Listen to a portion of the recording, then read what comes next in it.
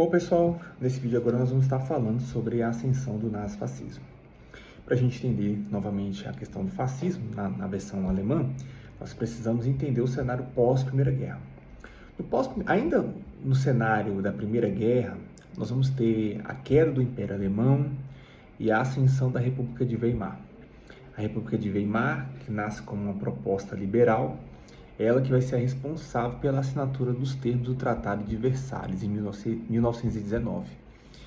Por isso, havia uma desconfiança muito grande da Alemanha e do governo da República de Weimar por ter assinado esses termos. Afinal de contas, foi imposto sobre a Alemanha um peso muito grande. Ela é responsabilizada pelos atos e pelos crimes da Primeira Guerra, além de uma restrição no contingente militar e, acima de tudo, de pagar uma indenização absurda aos países vencedores.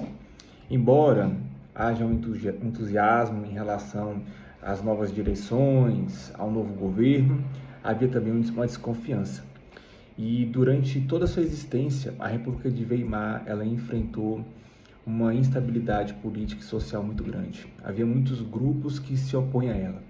E naquele momento tinha a ascensão de movimentos de esquerda, movimentos anarquistas e movimentos nacionalistas também. E a gente começa então a analisar nesse cenário a ascensão de Hitler. Hitler, que nasceu na Áustria, em uma região onde parte da população se reconhecia como alemão. Na sua juventude tentou se inscrever na Academia de Belas Artes, acabou não dando certo, veio a Primeira Guerra, também teve uma experiência traumática no pós-Primeira Guerra. Em 1919, ele começa a frequentar reuniões em bares de um partido até então um tanto estranho, um partido que tinha a presunção de ser um partido dos trabalhadores da Alemanha. Em Munique, então, ele começa a se reunir com as lideranças desse partido e ele chama atenção pela sua capacidade retórica, pela sua habilidade de expressão, de atrair e impulsionar as emoções mais viscerais de seus ouvintes. Em 1921, ele se torna o líder desse partido e passa a inflamar cada vez mais adeptos, atraindo para si a atenção. Nesse cenário de ascensão de várias ideologias concorrentes, nós vamos começar a ver a ascensão de Hitler nesse partido. Em 1923, houve um episódio conhecido como Putsch de Munique, onde Hitler e parte das lideranças desse partido, o Partido Nacional Socialista dos Trabalhadores da Alemanha, eles marcham com cerca de 2.000 homens, uma quantidade bem menor do que a marcha de 50 mil de Mussolini na Itália. Porém, na cabeça deles acreditava-se que a população ia abraçar essa causa e eles iam chegar até o poder. Não deu certo. Hitler acabou sendo preso e durante a prisão ele acabou escrevendo aquilo que ficou conhecido como Mein Kampf, Minha Luta, publicada em 1925. Nessa obra nós temos a síntese das principais ideias e práticas de Hitler no governo nazista.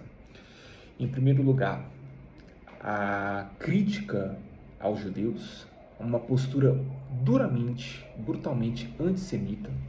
Para vocês terem noção, para Hitler, o liberalismo econômico, as burguesias eram produtos do judaísmo. Na visão dele, os banqueiros, o capital financeiro pesado era a criação do judaísmo. E também o marxismo, o bolchevismo, são visões, na visão dele, produzidas, subprodutos do judaísmo, tendo em vista que o Marx ele era oriundo ali de família judaica. Então, para eles, o liberalismo econômico e o socialismo são visões produzidas por judeus. E não apenas isso.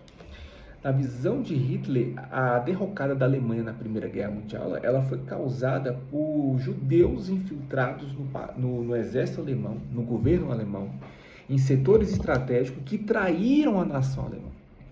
E esse discurso, essa narrativa, esse folclore mitológico que o Hitler cria, assim, para nós pode parecer estranho, mas naquela época ganhou muitos adeptos. As pessoas realmente elas estavam aderindo, porque o antissemitismo já não era novidade.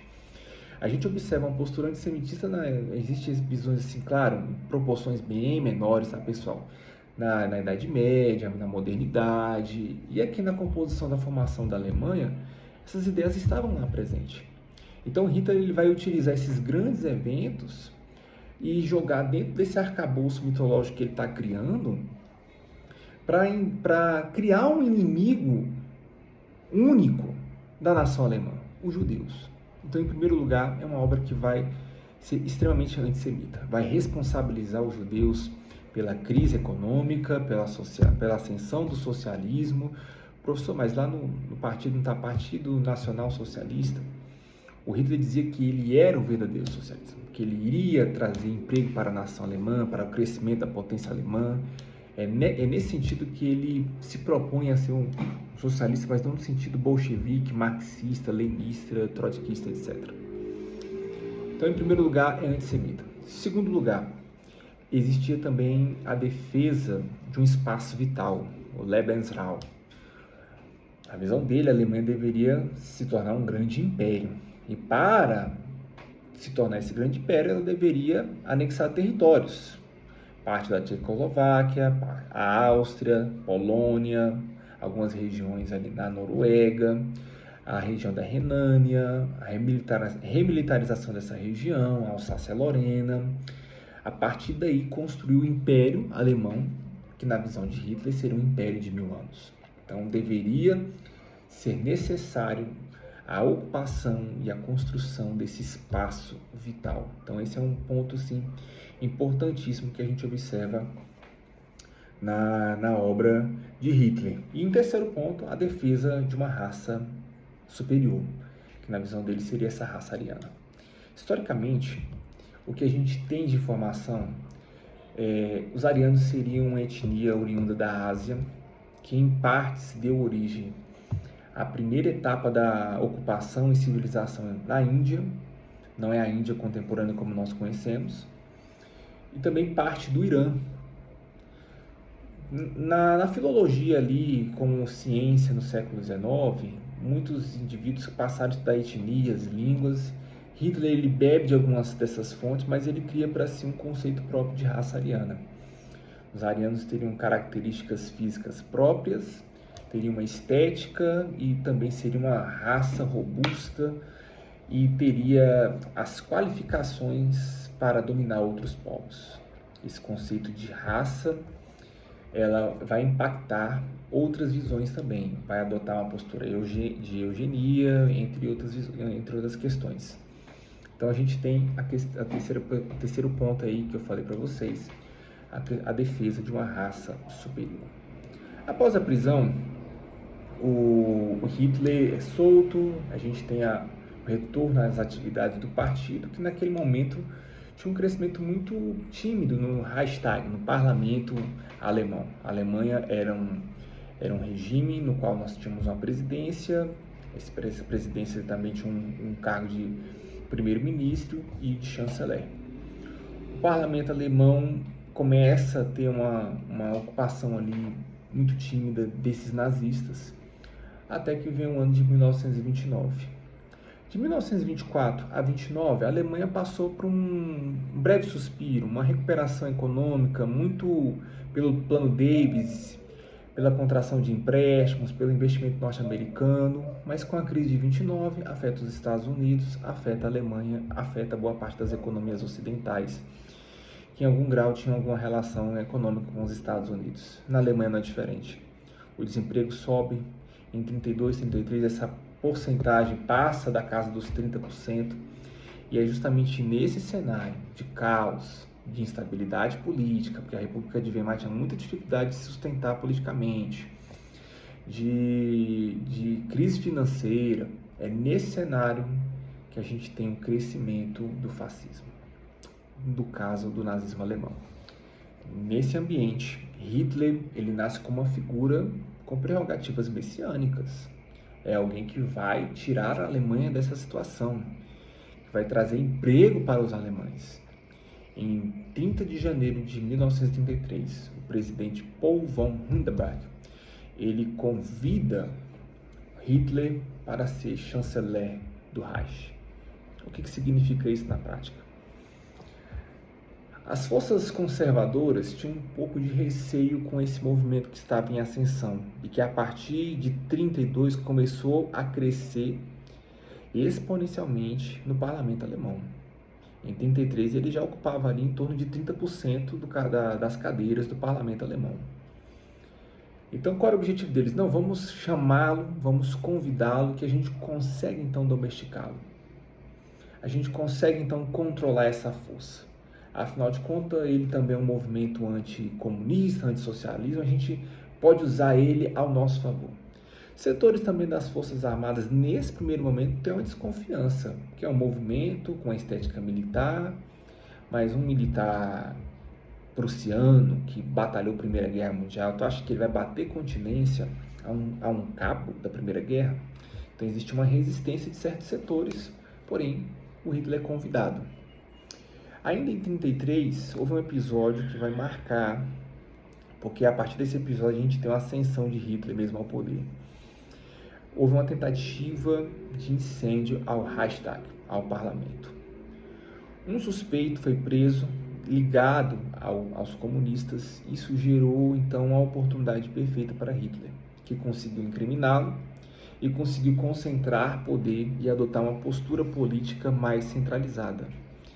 A partir de 33, ainda em março, ele começa a criar leis que lhe dê plenos poderes e a partir daí ele começa a consolidar a sua postura política. Em 33 também nós vamos ter o banimento dos demais partidos e o único partido em operação é o nazifascismo.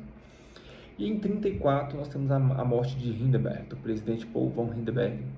E a partir daí Hitler ele assume como Führer e chanceler na Alemanha. A partir daí ele funde os dois cargos de presidente e de chanceler, se tornando a autoridade, o líder absoluto. De 34 em diante, o fascismo ele começa a crescer e escalonar em categorias cada vez maiores. E aí ele começa a aparelhar o Estado, a criar uma estrutura de um Estado totalitário. O que significa Estado totalitário? Um Estado que intervém em todas as esferas da sociedade. É criada a Gestapo, uma polícia secreta do Estado, que tinha como objetivo de perseguir, prender, eliminar opositores.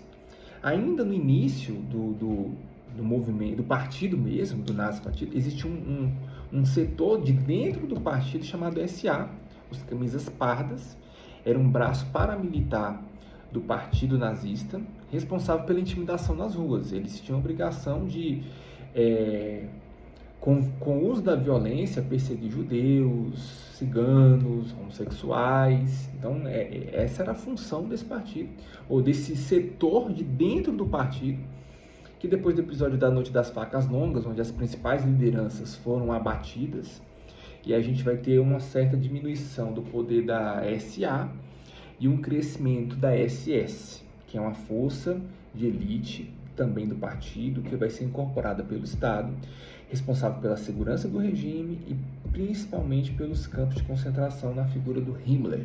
A gente vai falar um pouco mais sobre ele na próxima aula.